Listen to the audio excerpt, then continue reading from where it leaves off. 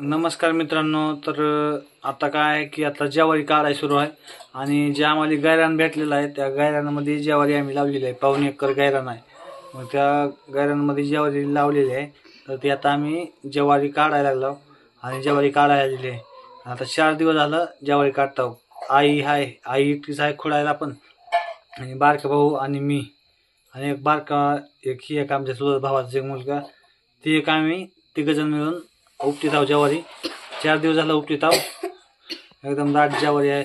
आणि काल काम करता करता साक्षीचं दुखायला लागलं, कारण की फक्त एवढं दुखायला लागलं की ती रडायला लागली. मग मी काय म्हणलं, कालच्या व्हिडिओमध्ये पण म्हणलं की आता दवाखान्यामध्ये जावं लागते, घरी चला.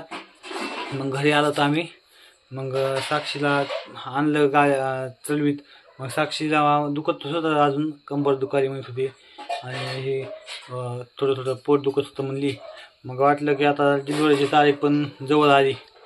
डिलिव्हरीची पण तारीख जवळ आल्यामुळं म्हणलं कधी पण सांगता येत नाही ना कधी डिलिव्हरीची होईल काय, त्याच्यामुळं म्हणलं डायरेक्ट आता घरी जाऊ. म्हणून काल 4 वाजता घरी आलो, 3:30-4 वाजता घरी आलो.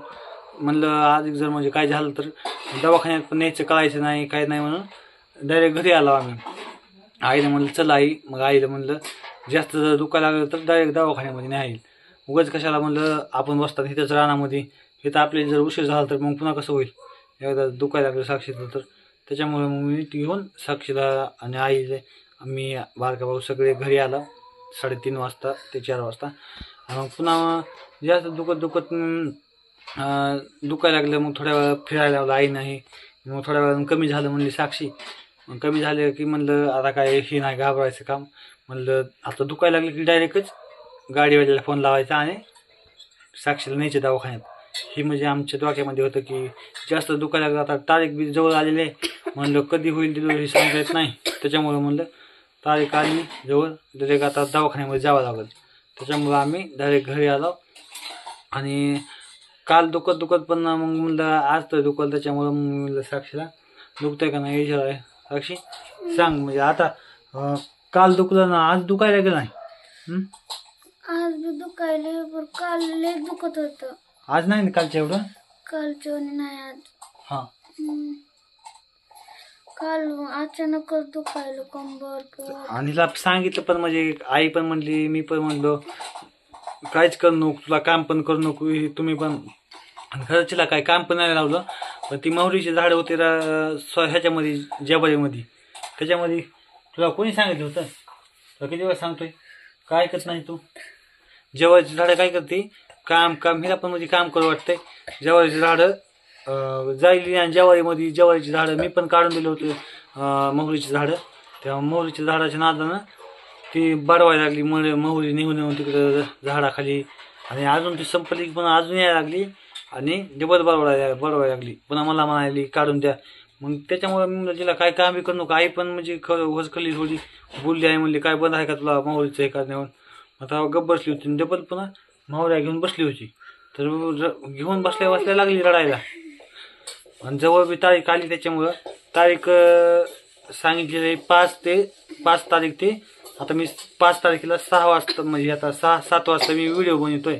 तर आज 5 तर 2 दिवसा म्हणजे 5 ते 7 तारखेपर्यंत डिलिव्हरी होईल म्हणून सांगितलं होतं.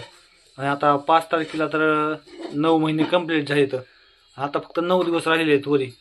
मग आता कधी पण होऊ शकते आणि सारखं दुखाय पण लागले. मग आता त्याच्यामुळं काळजी घेणं म्हणजे हे काय काम आहे. म्हणजे आता सोयाबीन पण आलेली आहे, म्हणजे आमच्या गायरान जे भेटलंय त्या गायरानामध्ये सोयाबीन पण आलेली आहे. ती ज्वारी माझ्या डोकं दिवसभर काम करून काय म्हणजे मला सुद्धा समजणं झालंय काय बोलावं. सोयाबीन म्हणतोय मी, एकदम आता दिवसभर काम केले. ही हात स्वतःच आहेत, हे सुजले तर हात सगळे माझे. मग त्याच्यामुळं काय म्हणजे मला बोलावं हे सुद्धा झालंय. माझं सुद्धा अंग एकदम ही झालंय, दुखायला लागलंय. मग आता हे पाय सुद्धा तसं कसं जाणू दाबू नको ना, तसं का काय लागली, सूज आलेली आहे पायावर. तुला कोण दाब म्हणते का? हा,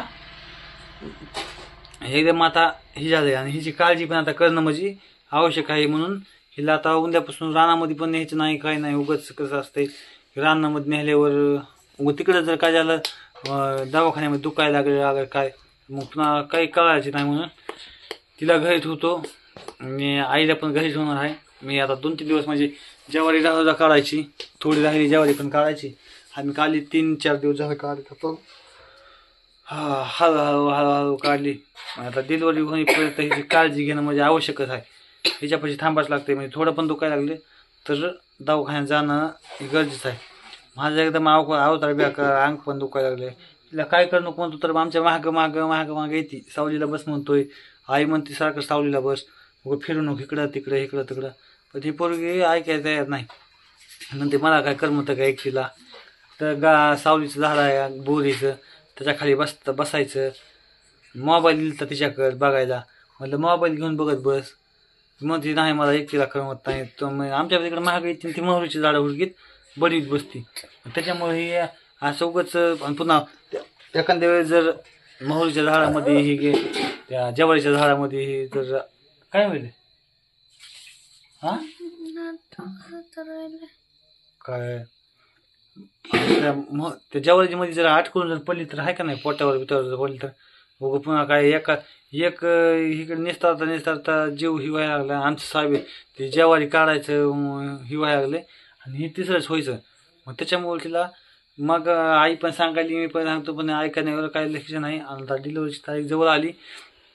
5 तारखेपासून 7 तारखेपर्यंत डिलिव्हरी होईल म्हणली होती, तारीख दिलेली आहे आपल्याला. आता कधी होती का आई म्हणली काय वेळेस 9 दिवस असते ती वरची, ती पण कंप्लीट होते, मग तेव्हा पण होते. मग आता डॉक्टर म्हणलेले आहेत ती खरं आहे का काय खरं ती आता काय आपण सांगू शकत नाही कधी डिलिव्हरी होईल ती.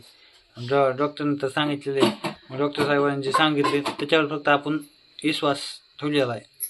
आता आपल्या पण काही माहिती नाही कधी होईल काय नाही. मग आता 5 तारखेला तर मग 9 महिने कंप्लीट होऊन गेलेत आपले सगळे. 9 महिने कंप्लीट झालेले आहेत. आता फक्त 9 दिवस राहिलेत. आता या 9 दिवसामध्ये काय होतंय काय नाही. आणि आज म्हणजे आता आज उद्या होती का 7 तारखेपर्यंत होती का 9 दिवस अजून जातील. मग त्याच्यामुळं काय आपल्याला माहीत नाही. त्याच्यामुळे ह्याची काळजी घेणं गरजेचं आहे. आता मला पण जास्त हालाय जमणार नाही कुठं, आईला पण हिच्यावर लक्ष द्यावं लागेल. त्याच्यामुळं आता आईला पण मी घरी ठेवतो. आता जायला जमणार नाही त्या ज्वारीकडे. आता मग बारक्या भावाला हे काढा लावतो, मी काढतो, आईला घरीच होतो.